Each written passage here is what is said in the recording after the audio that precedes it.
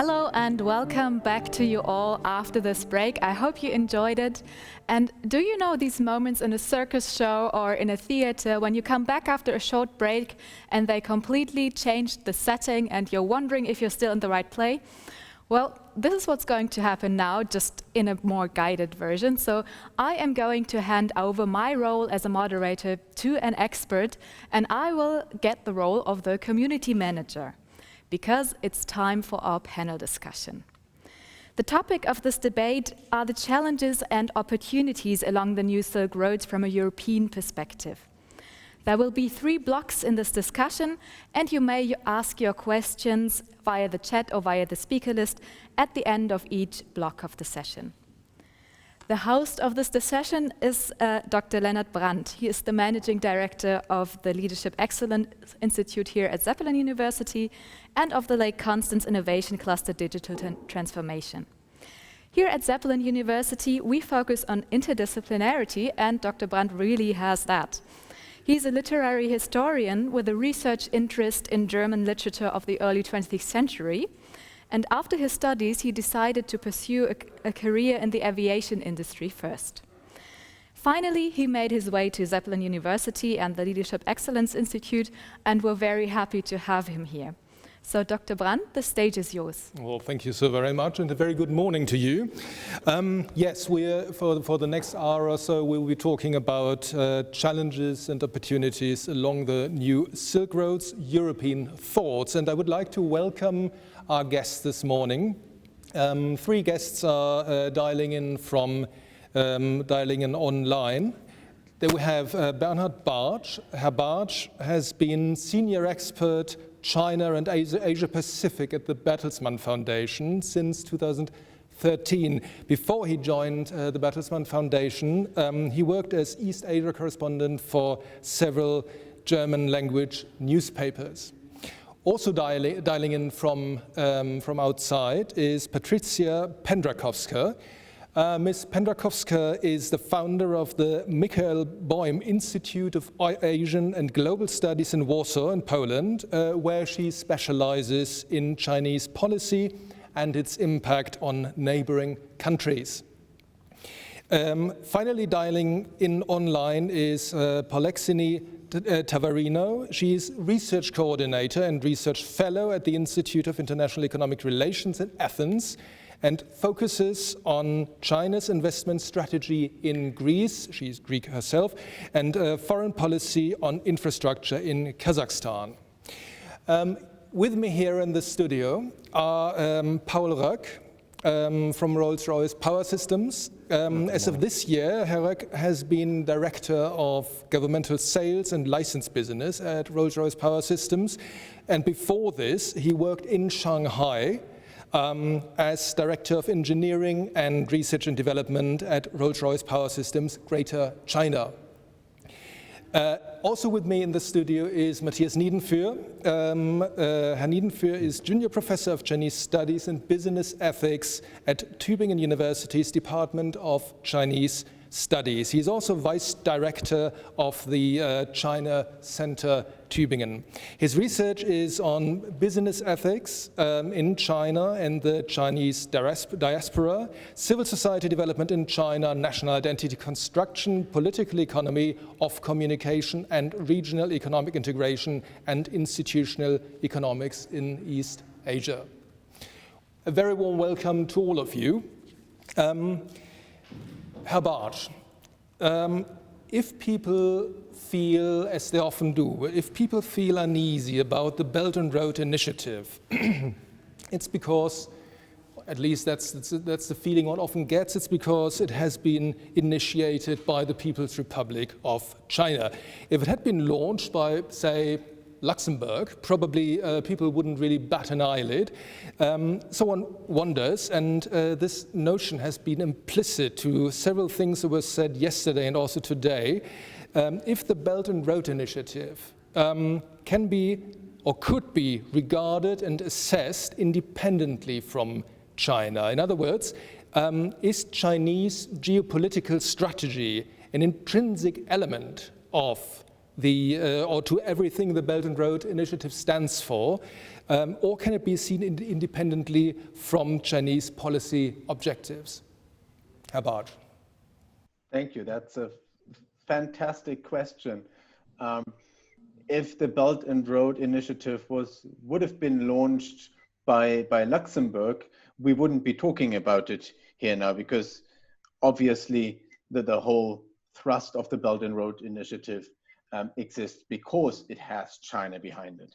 And you mentioned the whole geopolitical dimension of it, which if we talk about that, I'm going to stress because I think it's important, but I think what you're pointing to here is that, and that's been part of the discussion over the last days, the Belt and Road Initiative, of course, has several layers, or it's a whole package. It has the economic package, it has the geopolitical side, it has many different sides to it, the cultural and so on. We've seen the whole spectrum in this excellent conference. And the question is, can you dissect certain elements of it, or do you always get the whole package, which of course does include geopolitical concerns and calculations on the Chinese side. Calculations, I would say, on the Chinese side, concerns on our side. And my argument would be, you can't dissect it. It's all part of the package. Now, if you'd still say this is not, if you take away China out of it, it would be something very unspectacular, or spectacular in a way, but it wouldn't have this name. It would be what the World Bank is doing. It would have been what, to some extent, what development aid has been doing in a lot of countries that we now call the Belt and Road or Silk Road countries. It's, if you take that part, the developmental part of it, it's not like China invented bridge and road building, or maybe they invented it 5,000 years ago, but they didn't invent it as a concept to do in developing countries to support their development in the last decades. That's something that has been done by aid institutions for a long time. And just to point to that, we did a study last year where we actually compared the spending along the Belt and Road by China and by Western donors. And it's actually more spending from Western institutions there on similar projects than by Chinese institutions. We just don't label it Belt and Road or Silk Road. Yes, thank you very much. Ms. Pendrakowska, yesterday and also today, several times the point was made that the Belt and Road Initiative is often regarded, and I'm not saying it's true, but what you can often hear that in the debate is often regarded as a kind of imperialist, neo-imperialist project. Let's assume that's the case, that the Belt and Road Initiative is really an imperialist project. Would that be inherently bad? If we just pick any arbitrary developing country with massive economic problems and a bad industrial infrastructure, would the advantages such a country draws from the Belt and Road Initiative, would the advantages not massively outweigh any disadvantages, even if that country were to become dependent on China as its hegemon? Thank you so much for that question. I'm really thrilled now because it's absolutely exciting, and I believe it's a main challenge that we are facing right now is how third world countries are reacting to the Belt and Road Initiative. From what I've observed, many of them face concerns about the Chinese activities. So although there is a hope that China will bring investment and so on, it comes at a cost. For example, in Nigeria, in Ethiopia, in Kenya, and in Tanzania, China is building infrastructure, but it also faces a huge backlash from local communities. I believe it's not only because of the infrastructure and the debt and the way that Chinese invest. There is also another side of it, and it's something more delicate. It comes from society, it comes from culture. It's the way Chinese frame their ideas and frame their ideology. Because on the one side, China tells it's not interfering into internal affairs of other countries. But on the other side, if we analyze the narratives and the discourse produced by Chinese scholars, we can clearly see that they represent Chinese theories, for example, the Chinese schools of international relations. So we have, for example, the idea of Tianxia, where well, everything should work together in a perfect manner. It should coexist. It should be in harmony. But let's dig this harmony, you know, a little bit more. It's a very important notion also for Chinese. Confucianism is a very important notion. But what does harmony mean for the Chinese? It's often, you know, it's often connected to freedom, because well, it's of course a very long story, but we have different notions of freedom. And for example, for some of the Chinese politicians, giving their individual freedom to the state, it's the way the world should work. But for us in Europe, it's completely the opposite. So we want to be individuals. Our individual freedom is the most important one. If we imagine the role of the state in Europe, we don't want the state to take our freedom. If we had such ideas in the past, we named as the closed society, in contrary of the open society. And here is the problem, just to be a bit short, that many countries will not accept Chinese ideas and Chinese imaginaries coming to their countries because of the differences in idea about what is the relation between individual and the state. So I would say that you can benefit, of course, from the infrastructure, but on the other hand, there's also the risk of the debt trap policy. Of course, we shouldn't forget about that. But on the other hand, there is a backlash to Chinese ideas such as community of shared future for human mankind, for Gongsheng symbiosis theory, for relational theory, and for Tianxia. All these ideas, although they sound very nice and very appealing, they are not accepted by many societies around the world. So I would say it depends, and I hope that I could explain to you why I think it depends, because there are many aspects in this question, but it's absolutely a perfect question. I love it. Thank you very much indeed. Herr Roeck, one of the problems with any political economic project on such a scale as the Belt and Road Initiative is that let's say the hegemon, in this case China, is forced to cooperate with numerous different cultures along the route. I mean, and that would be a tall order for any country, not just for China. Speaking from your personal experience, is the young generation of Chinese managers that you met during your own stay in Shanghai, is that generation of young Chinese managers ready for this task?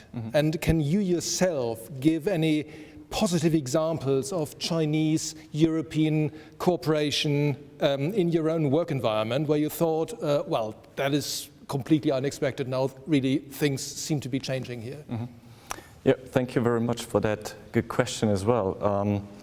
I think that we should ask ourselves also first whether we are ready for the Chinese culture. So I experience quite often that we tend to expect from the Chinese that they adjust to our business environment, which I do not necessarily see always that way. So it's not a one way, it's a both directional way.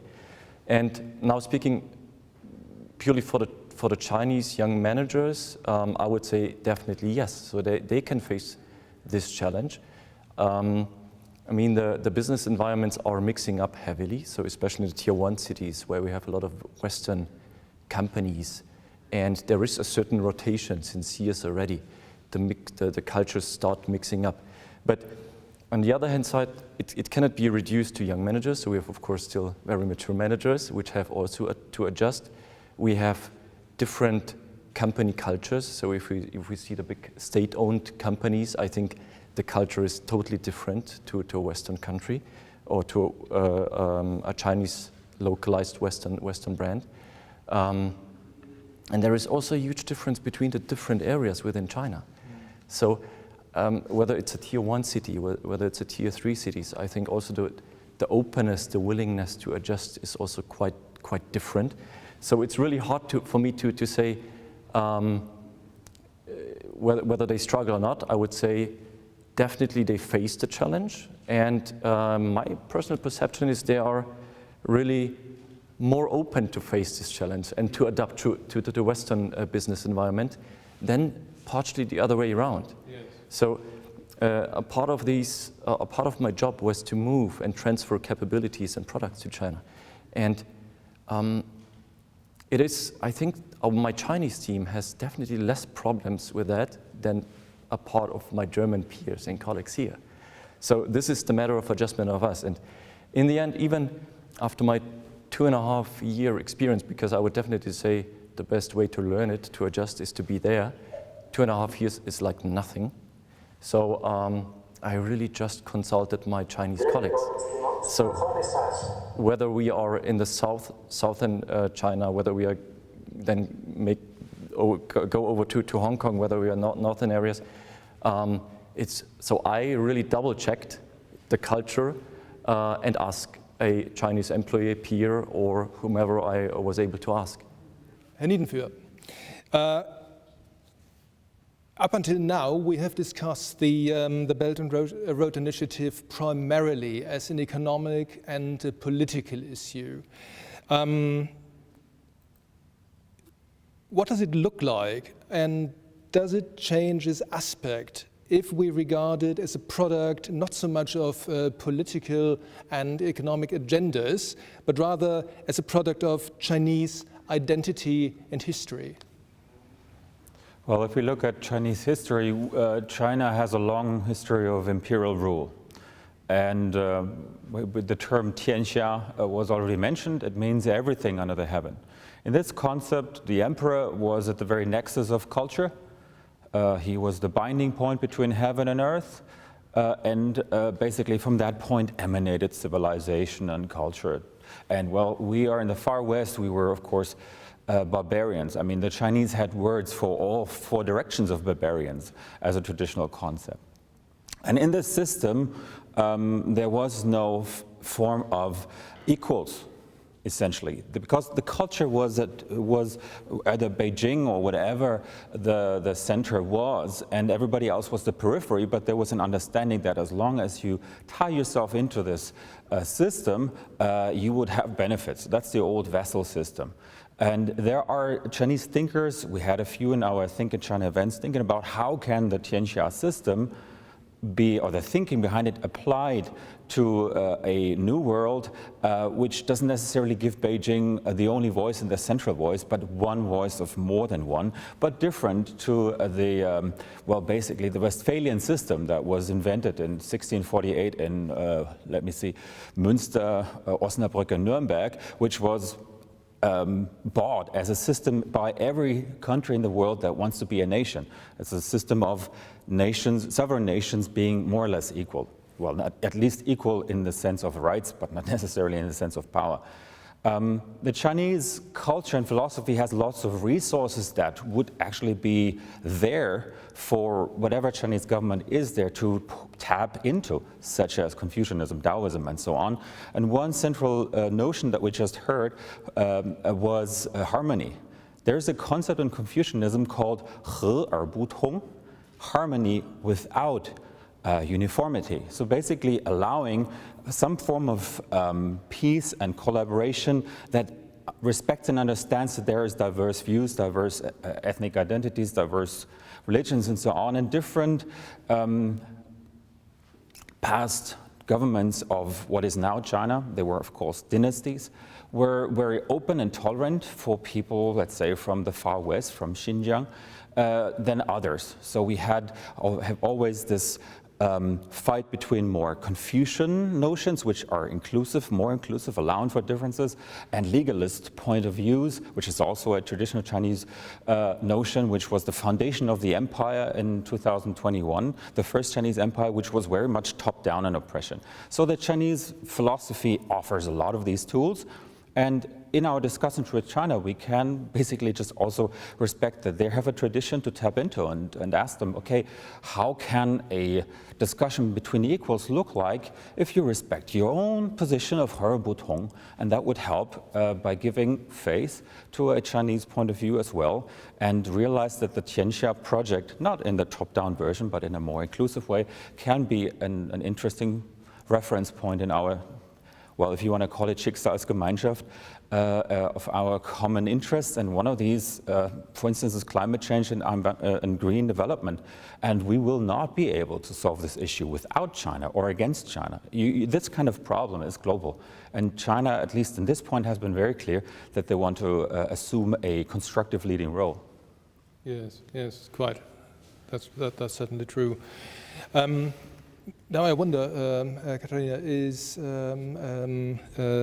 Ms. Tanaverino? She's restarting her laptop. Okay, so okay. Hopefully she'll be here in a second. Brilliant. Perhaps we could just take some questions in the meantime while we are tackling with the technical issues. Well, so far there are none. So since I see you watching, I'll just assume that you find it really interesting and want us to go on. But if you have any questions, you're very well invited to write them in the chat, and don't be shy. Our experts here are really approachable when it comes to questions. So let's go on to the second block, I would say. Thank you. Yes.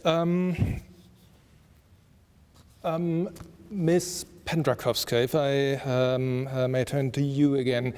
From your point of view, which specific objectives does China pursue with a Belt and Road Initiative project with regard to Europe? And how is Europe currently responding? I think I heard well your question, but I'm not sure. Could you just repeat the first part of it? Yes, of course. The first question was, which specific objectives does China follow with the Belt and Road Initiative with regard to Europe? And the second question was, how is Europe responding from your point of view? Okay, it's also a great question because for the past 2 days I've been on a symposium with Chinese politicians as well as Chinese scholars. It was organized by the Chancellor's Office of the State Council, so it was a very political meeting, but we had great discussions with French and German scholars on the future of EU-China relations. And well, the Chinese, I would say that the Chinese perspective right now is to enhance as much as possible the China-EU Strategic Comprehensive Partnership, which was created in 2003. Because China is looking for, looking forward to having Europe as an important partner because of what's going on in the US. And of course, China is also worried that the transatlantic, that Europe will strengthen its transatlantic relations with the US. And as a matter of fact, China will have much more problems in the background in Europe. And well, it's already happening, for example, in Poland and in Baltic states, which are clear that NATO and the US are the most important security provider, and that's the story, for example, with Huawei that we could observe in media recently. So China wants to work with the EU because it needs EU as a big partner. And during the past 2 days, we were discussing about possibilities where we could cooperate together, just not to be deconstructive and talking all the time that we are drifting apart. So there were a couple of ideas. One of them was climate change, and of course, all these kinds of ecological challenges, and we talked about Tianxia, we talked about the Chinese visions. I see that really Chinese politicians are preoccupied right now with this issue, also because that they had enormous ecological problems in China. They are trying to solve them. And the second issue, for example, was connectivity. But I am not sure if it's maybe the best way for us to cooperate now, because as we saw with the Huawei example, the digital connectivity might be completely the opposite. That's the place maybe where we want to decouple from China. So there were a couple of ideas, but generally we agreed that it's much easier to build connection on a neutral sphere, because we don't know in Europe, and also China doesn't know how will transatlantic relations look like with the new president of the US. So this is something that is really occupying China, is occupying the EU, and just for the students, I think it might be very interesting for you to look at the EU-China strategic outlook. China was defined there as a negotiating partner on one side, as an economic competitor, especially in the realm of technological leadership, and a systemic rival that promotes alternative models of governance. So there is a very contradictory triangle of our relations with China. And Beijing sees that, but wants to pull us on its side, and we will see what happens. Thank you. Thank you. Herr Roeck, it's often been claimed that the Chinese, be it individual business partners or indeed on a political level, that the Chinese don't really take you seriously as long as you don't pursue your own interests relentlessly. I wonder, is this just a cliche from your own experience, or can you actually confirm this? And what might that actually mean for European cooperation with China within the Belt and Road Initiative project? Indeed, I was a bit surprised about that question, or even this cliche. So I personally, I heard it the first time. I don't know how about the other experts or colleagues who stayed in China. But so this was the first part of my struggling. The other one is, if you say relentlessly, it could be like, I don't know if it's the right term, but it's ruthlessly or tirelessly. So which means, so tirelessly, I would definitely subscribe. So the Chinese culture and how China is aiming for their goals is definitely tirelessly. So I would definitely subscribe this. On the other hand side, I would say that China has a culture of, and I think it was also mentioned yesterday, of this win-win situation. So there is this is the other, that's not a cliche, it's the reality that even in very tough, long negotiations, the win-win situation, I think, is the clear goal for a long-term relation, not only in the Western world, but also then in China, in the Eastern world. So definitely would say that relentlessly, yes.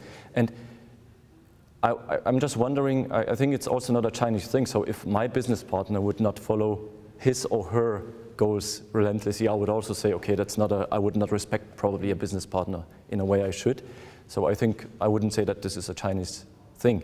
And in the end, if we, this whole win-win situation, like if we assume this positively going forward, also for the One Belt, One Road, and also for the collaboration between Europe and China, with a certain trust to each other, to always keep that in mind, win-win, then I think we can gain some successes out of that. And I just wrote down, so we have, like Tobias Ostermeier mentioned yesterday, we have CRC as one of our business partners also in China.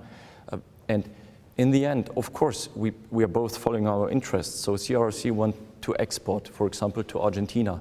We sell our engines, so we make some business. They export the rails, the rail cars into Argentina. On the other hand side, we can again make some, we have a service network, so we have, this is again our portion. So in the end, it will go hand in hand, and if we just follow this this kind of win-win philosophy, I think we have a really good, bright future and good chances out of that. Yes, quite, absolutely. Herr Bartsch, let us perhaps stick with the notion of self-interest for another moment or two. Whenever countries like the UK, the US, or indeed China openly and sort of perhaps aggressively pursue their own national interests, there's that tendency in Europe and among European politicians to complain that those countries are not following the principle of multilateralism. Now, given that China is very unlikely to sacrifice its own interests on the altar of multilateralism, wouldn't it be high time for Europe to resort to good old realpolitik and start effective, call it countermeasures, meaning to launch its own Belt and Road Initiative and something that perhaps goes beyond that EU-Asia connectivity strategy that Peter Stenzler presented earlier? What do you think? I absolutely agree that we have to do this. If we come back to the win-win rhetoric, a very Chinese term, there's the joke that win-win in a Chinese context often means that China wins twice. And I'm very happy for Mr. Roeck if in your business dealings you feel that you win too, and I'm sure you do, many companies do. But if we're looking at this in a geopolitical context, then I think the big thing in Europe that we have to be aware of is that China is playing a big grand strategy game here, while we in Europe, we don't know this game anymore. We don't play it. We are pretty bad at identifying our self-interest and actually pushing for it relentlessly.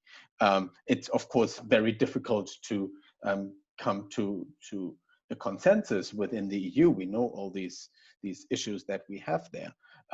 But I think this is really where we need to go. And Patricia pointed to the partner, competitor, rival trilogy that the EU has designed for itself. And that was, it's hard to overstate how important this has been for the European path to identifying our position towards China. The thing there is that China, of course, wants to be seen as a partner, period. They were not happy when it was the German Federation of Industries introduced the systemic competitor bit to look at it, because it's always, no, we in China, we are a partner, we're not your competitors really.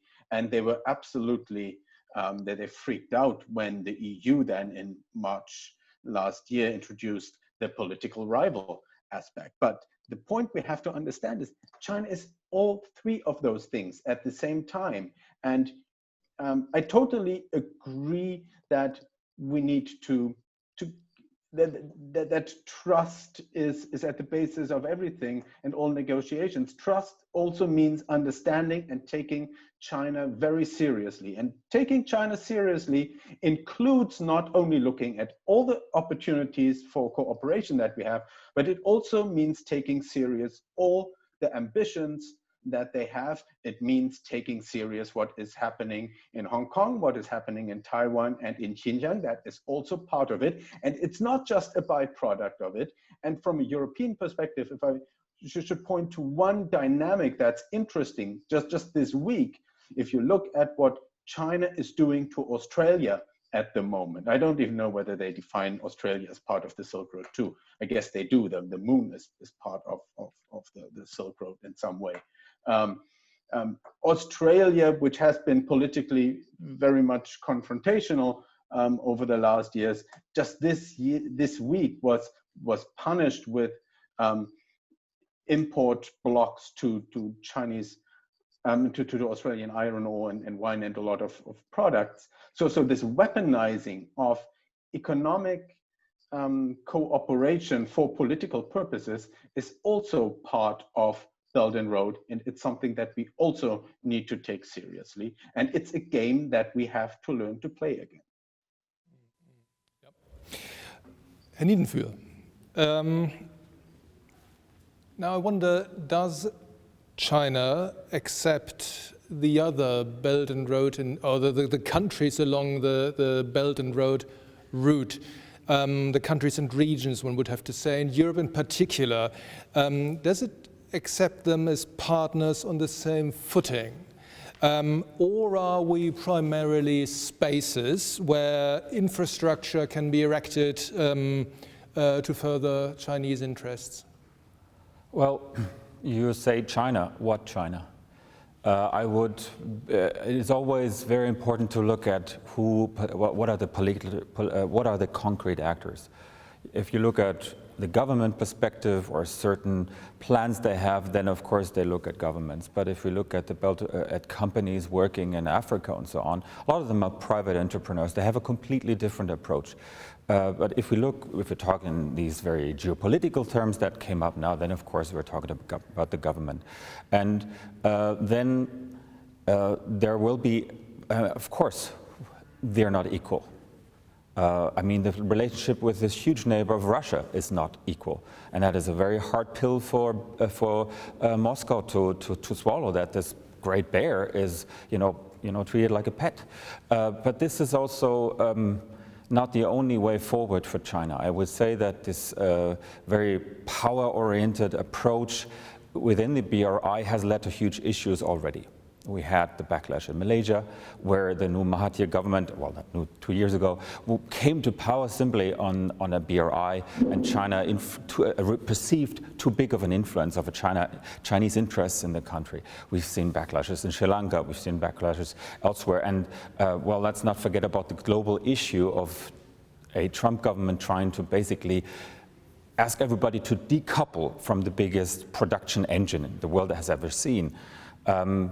This has made the game much more complicated, and I would say that the Chinese diplomats are in a difficult position to find a way forward. They've lost all the communications with the Americans. Before you could talk to Kissinger, and he would, give you some, off the mic remarks saying, "Yeah, you better don't do that" or stuff. But Kissinger said, "I can't tell you anything what this guy now wants because nobody talks to him." Maybe he doesn't even talk to himself, he talks to Twitter. But that makes it very difficult for any government, but certainly the Chinese government, of finding a way forward, finding allies, finding areas of collaboration. And if we flip it around and think about a European approach, well, first we would have to have an approach and actually have to identify what our interests are. And I would use that term self-interest with an extension.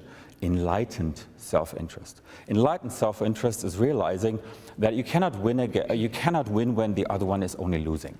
Now you can say this is a Chinese cultural aspect. If someone says Chinese culture is, I stop listening, because Chinese culture has so many different aspects. You have hedonism and you have extreme self-interest. It's all in there, as in our Western traditions. But you have to realize which partner you're working with. Has that particular partner been working with his contacts in a way that allows both sides to win? So you look at that particular partner. You think relationally.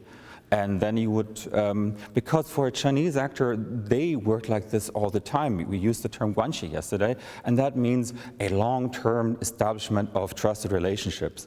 And if someone is destroying one of these contacts, then it is weakening that particular person's network all along. So a continued approach where the Chinese government is trying to scare off a particular government, like the Australians or, I don't know, New Zealand, whatnot, it's going to hurt China in the long way. And we have a lot of Chinese voices as well, and we should realize that there are people at Zhengda, at Tsinghua, and many of them were speakers, I think, at China events who come out and say, let's stop some of that wolf warrior rhetoric. It is very good for internal consumptions, domestic consumption. The Chinese feel good because finally someone is standing up, but there should be limits to that. So we should be aware that there's a discussion in China as well, and the Chinese heritage allows for various different approaches, and one of them is that the Chinese realize what the legitimate interest of the other party is, and a Belt and Road initiative in the long run can only function like that.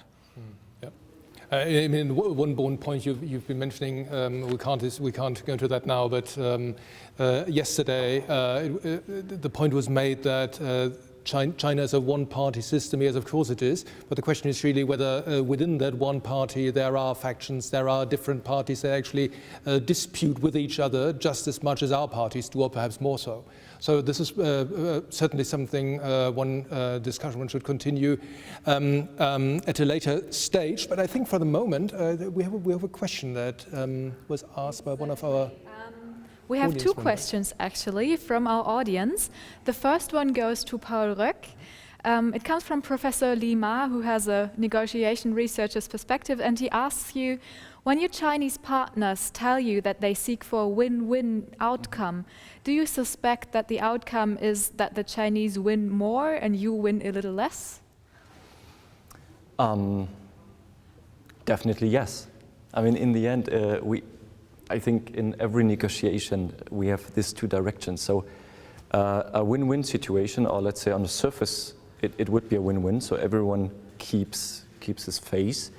On the other hand side, everyone tries to make the best out of a negotiation. So it is definitely the case that there is a certain expectation, and I think the art is now in this negotiation to probably make even your counterpart feel that he made a better deal, and the other way around. So then everyone goes back happy home, and you have indeed this kind of surface win-win. And in some cases, your counterpart might have won a little bit more. In some cases, maybe your own party won a little bit more. So that's part of the, I would say, daily business. Thank you. And then Ursula Birkmann asks, I would be interested in hearing more about the opportunities China has identified in Africa, including giving free Chinese language lessons, and where Europe is missing the boat, focusing only on the Europe-Asia link. That question doesn't go to anyone directly, so maybe whoever feels that they want to address this topic can come forward. Yes, I think Ms. Pendrakowska wants to answer. You may. I will just tell one sentence. I think the biggest opportunities were already identified when China wanted African countries on its side on UN votes, on UN votings. So it's quite a long story. You know, it has been already for quite a while, but it was very important for China's political influence on the international level. I just wanted to tell this one, and yeah. That's an interesting perspective, definitely, and I think Mr. Niedenführ also wants to answer. Well, China's engagement in Africa is now being put under the umbrella of the Belt and Road, but that's only because the Belt and Road came later. We had the FOCAC format that was installed in the mid-2000s, which was the first event where all state heads of the over 50 countries in our southern neighboring continent were invited to Beijing, which is a very interesting thing because nobody ever did that. And we're talking about the Europeans and the Americans who more or less treated this continent as an ample source for resources for over 200 years. So yes, colonialism is over, but a more than weird role of individual companies in this continent is still there. And this incident itself is helping Africa to a certain degree because, well, competition helps. When Trump is talking about Africa, he's basically talking about what China does in Africa. He wouldn't talk about, well, he wouldn't even talk about Europe, but this didn't exist in his network before. And that kind of view of ignoring a continent with the youngest population, the biggest amount of resources, and the size of the US plus China plus India plus Japan and half of Europe is ignored. And Europe, when von der Leyen became president, that was their first move. She actually addressed Africa, which is a new thing for Europe to do. So just the fact that there's competition does help. Now the role that African actors play in various different countries is very diverse.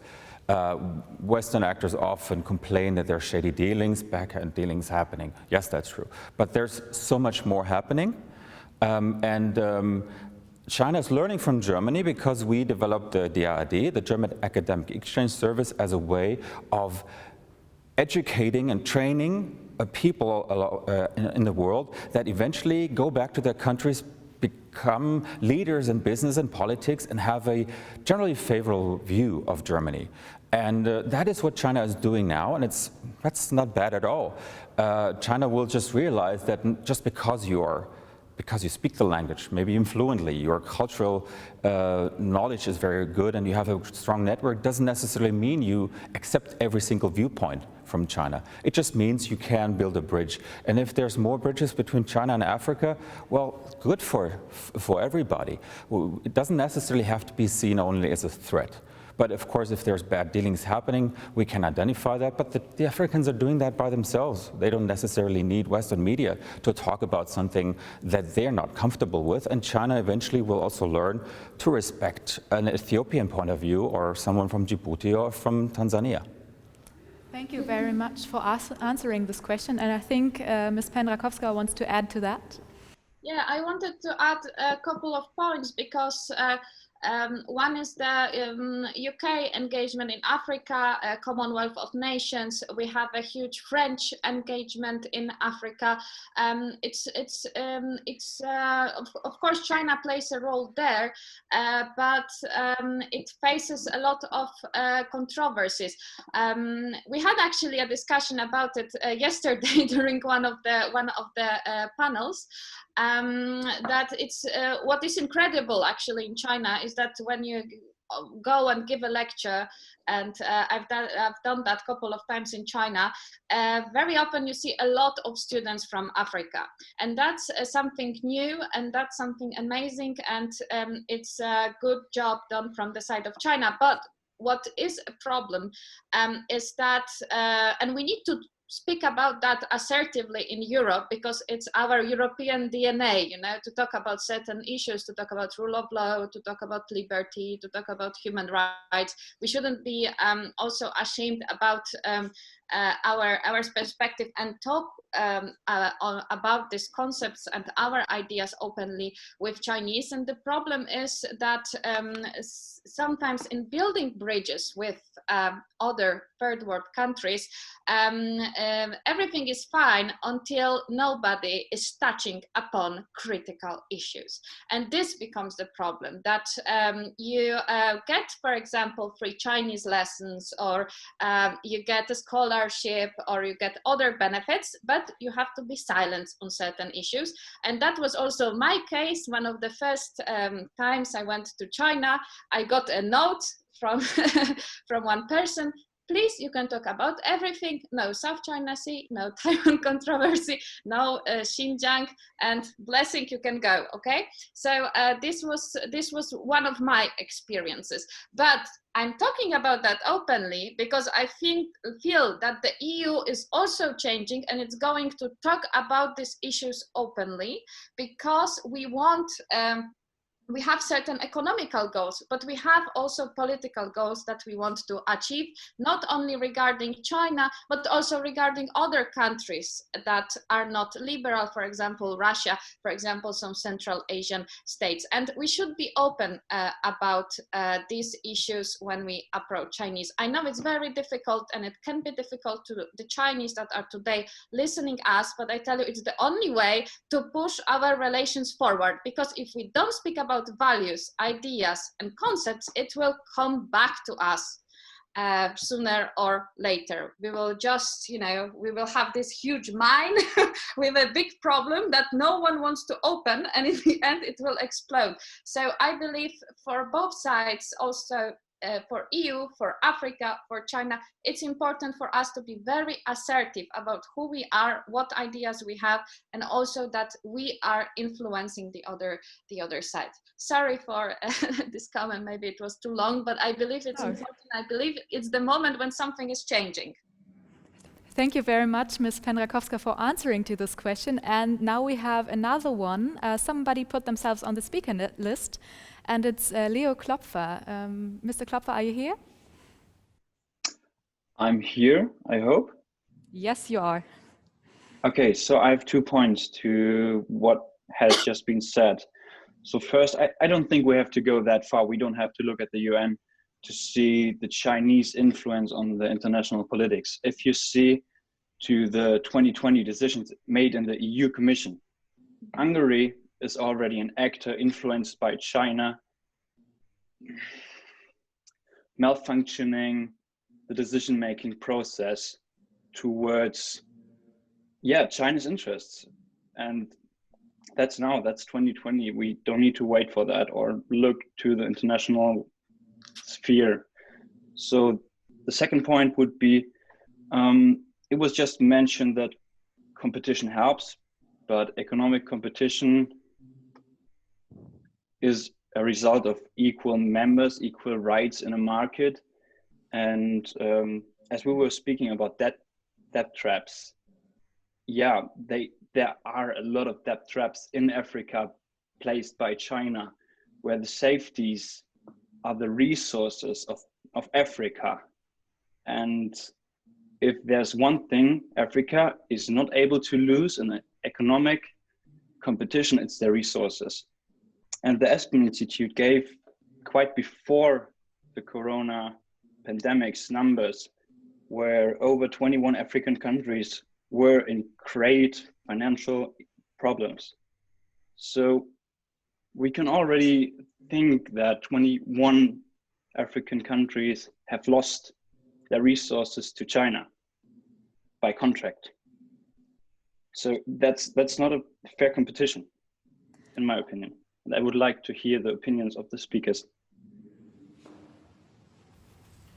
If I could make a comment on how China is worked with the 16+1 format a couple of years ago. The 16+ format, and now it's 17+1 because Greece was put on the board, is a platform of European countries, mostly Eastern European countries, talking with China and talking about potential forms of investment collaboration. Now, some of these countries are part of the EU. And I've just read a paper by a scholar from Romania, and her assessment was didn't create much advantage for China, actually. Yes, they might have gotten one vote by Hungary there, and maybe someone stopping a vote with when the Greeks intervened and stuff. But in the long run, it severely hurt the relationship between Europe and China to a degree, because it was perceived, okay, look, we have all these former Soviet communist countries who are now part of our club, and a communist country is trying to collaborate with them without the rest of Europe. That, in a sense, actually collides with the foreign policy principle of non-interference, because the EU as a bloc has its own interests. And these countries that signed up with China on the 16+1 and now 17+1 format really didn't get much out of it. This researcher made an analysis of the overall impact in terms of projects, funding, and so on, and the earmarked funds and what really happened is so far away that, for instance, the money that is coming from Brussels from the whole club of the European EU member states to Hungary is, I don't know, 30 times more, 50 times more than the few breadcrumbs coming from China. And so if, in the long run, China didn't really achieve any good goals. Yes, it got a vote here and there, but it also tarnished its relationship to Europe by not respecting it as a unified club. And I think that these kind of divide et impera kind of approaches will not help China diplomatically. So I think we will see less of that, especially since now Europe is trying to close its ranks and speak with one voice. And if China knows, okay, when you speak to Europe, it's Brussels plus Berlin, and you get an answer, then they will adjust their policies. Thank you very much, Mr. Niedenführ, and I think Mr. Bartsch also wants to answer this question. Just one small detail to Klopfer's question and to what Matthias just said about the relation of money going to Hungary. I'll try to see if you can see this. I have a graphic here from one of our studies where we compared Chinese money going to Hungary and European money going to Hungary. I hope you can see it. The big bar with the green and pink is the big green, that is EU funding going to Hungary. The pink one is investment going to Hungary. The little thing that you can hardly see is Chinese money going to Hungary. The dynamic, though, is that, and I totally agree with you that Hungary is very much doing China's bidding in EU formats, is that EU money going to Hungary goes there because that is the law in the EU. They get this money, they're entitled to this money, and they do not get it if they side with China. The investment goes there because it's good investment opportunities. But all this money goes to Hungary from Europe, and for a tiny little extra money, some investment here, often promised not even going there, Hungary is willing to stab the EU in the back. And of course, this is totally unleveling the playing field. And that is what's happening in Africa to a large extent. And that is the whole concern that there is about neo-imperialism. And I think, like for us in Europe, we are small in the world that we are in now. Any competition, any dealings that happen on a level playing field with transparency and all of that, we are fine with that. We must be fine with that. And if China is better at some things, and it will be better at some things, then China is better at these things. But if China is, and that is a big part of the Belt and Road, unleveling the playing field dramatically, that is a problem for us. And Matthias, you twice mentioned that in the long run, this may be harmful for China. And I agree. The problem is in the short and medium term, this works very well. And for a lot of issues that we have, we must also consider the short and medium term issues, because a lot of things are being destroyed now. And if you destroy the multilateral system in the short term, and it's very much under pressure, the WTO, what happened to the WHO in the pandemic, all of this. If you destroy it now, it may not be in China's long-term interest, but in the long term, this is not going to be there. This is burning down the house now leads to these things just not being there in the long run and having to be built up again. Thank you very much, Mr. Bartsch. And I think Ms. Pendrakowska wants to answer to that, and afterwards we'll go on with questions from Mr. Brandt. Yeah, sorry, I have a very short comment because I was in the middle of action with 17+1 because I traveled to Riga, Budapest, Sofia for all the summits, Skopje, Ljubljana, Beijing. I was just in the middle of that for the past couple of years. So somehow I have this, I was observing it from the inside, how this cooperation evolved. I feel that it was overestimated by Western Europe. That's the first issue. The second issue is that we lack of contacts when it comes to Chinese studies between Central Eastern European scholars and German one and the French one. Now something is changing since a year or two. There is much more dialogue going on, but for a period of time, generally the experts on China connected to the 16+1 and now 17+1 didn't have many interactions with the German partners. And I believe that this was one of the sources of misunderstanding. And the second issue that I think is very important when we think about 17+1 is that the US played an important role. There are discussions about it, of course. Some of these things are semi-official, but there were rumors that, for example, the development of BRI close to Polish town Łódź was blocked by US because US didn't want, wanted to roll back some of the Chinese influences in CEE. So it's a very complex subject, and of course Hungary poses, it's a specific country for the EU, not only because of its relation with China, but also because of its relations with Russia. But I think that what is very important for us is to try to build bridges between German, French scholars and, for example, the Hungarian ones. That can solve many problems. Thank you. Thank you. Well, yes, thank you very much indeed. This is getting ever more fascinating. We don't have that much time left, I think, but I have a final question to all our participants, all our guests here, and perhaps you could just provide a brief answer to it. What I would like to know is, what is your expectation? Will the Belt and Road Initiative be a success for China? And if it is, will it be a brutal zero-sum game or a benevolent positive-sum game from which China and Europe and other countries and regions profit in equal measure?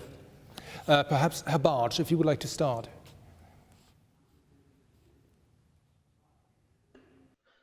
Yes, I think if it plays out the way China is currently playing politically, they see it as a zero-sum game, and a success of the Belt and Road would be a dissuccess or a big problem to the West, because it undermines the multilateral global governance system and the level playing fields that we have.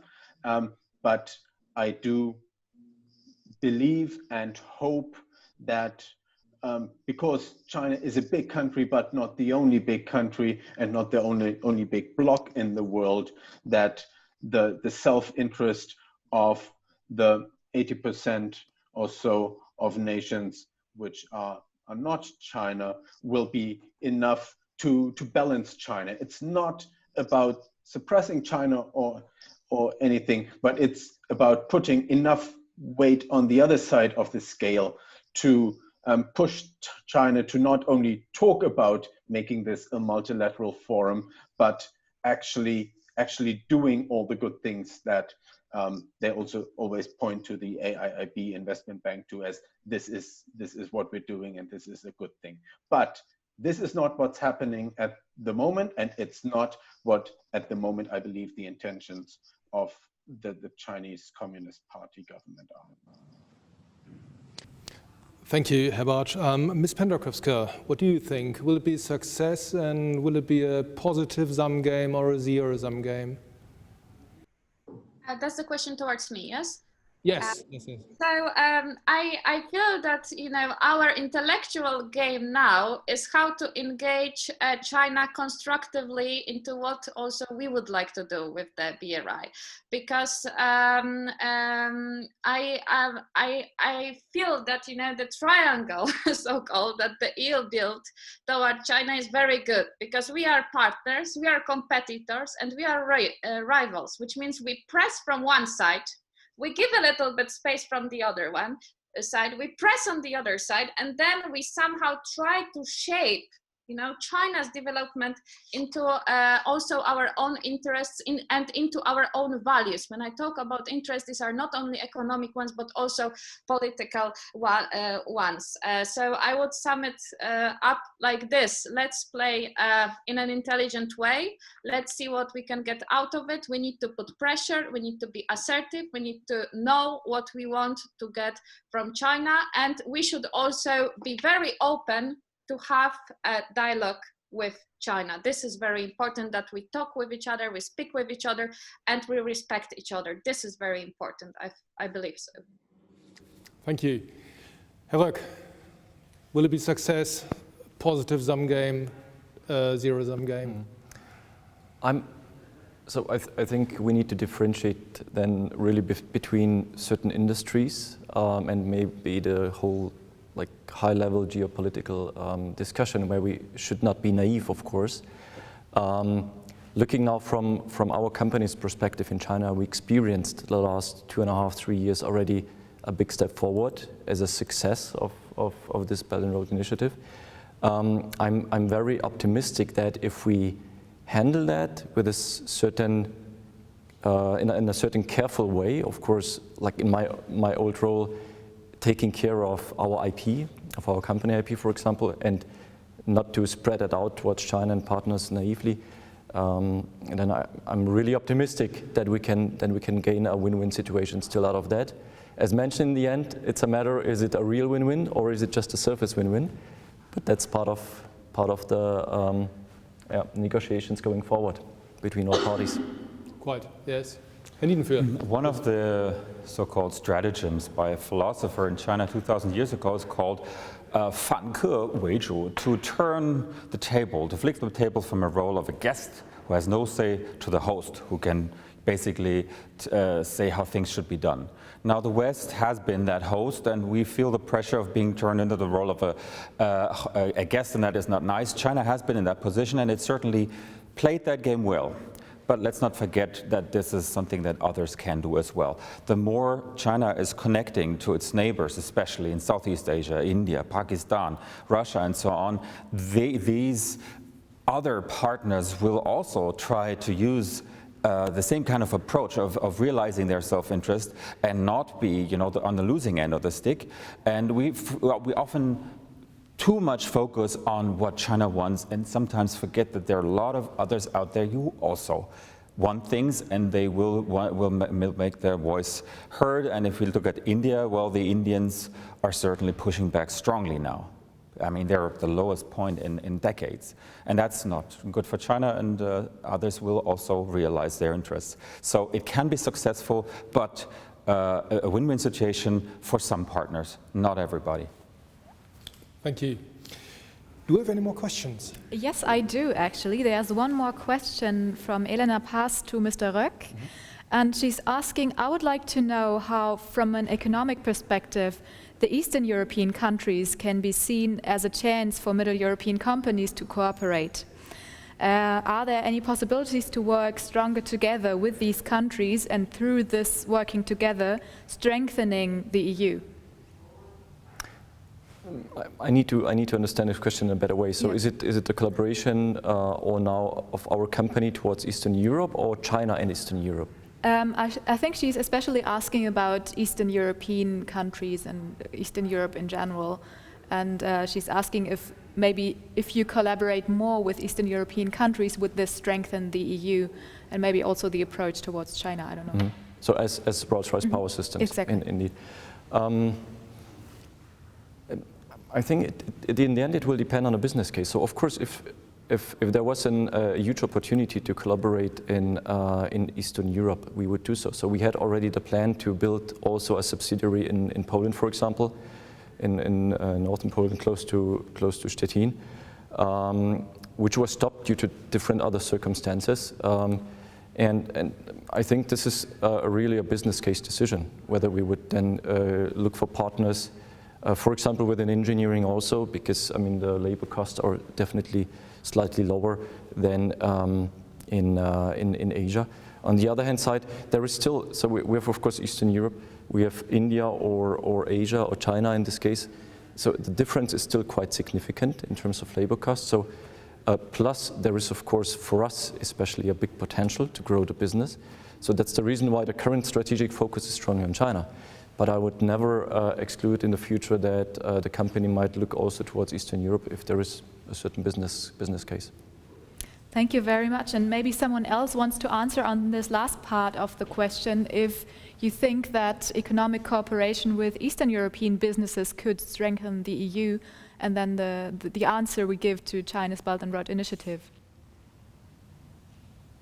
Anyone? Well, that's a huge question, that's for sure. So I think Mr. Bartsch wants to have a guess. Just very briefly, I think this is about much more than Eastern Europe. It's about Europe. The whole question is whether we get to a strong, united Europe politically and economically, and the more united we are here, the better our position towards China is. The council president said in December, after the last Leadership Summit between the EU and China, that the real challenge for Europe is in the game with China and the US. The real challenge is that Europe has to be a player and not the playing field. And the reality at the moment is we are a player to some degree, but to a large degree a playing field. And we have to shift this balance to be at least as much of a player as we are a playing field. Being a playing field in a way is, of course, a sign that we are attractive to others and relevant to others. But we're not anymore in an age where we can shape global affairs, but we can shape European affairs and competition within the boundaries that we have here. Thank you very much for answering this question, and I believe there are no more. So, Mr. Brandt, to you again. Well, in this case, I would like to thank our guests most cordially for being here with us today. Herr Bartsch, Ms. Pendrakowska, Herr Roeck, Herr Niedenführ, thank you all very much, and back to you, Katharina. Exactly. I also want to thank our panelists for your input and for your really lively discussion here and your openness to discuss with our speakers and with our participants as well. And of course, Mr. Brandt, thanks to you for moderating this panel discussion, and it was a pleasure to co-moderate it. The pleasure was all mine.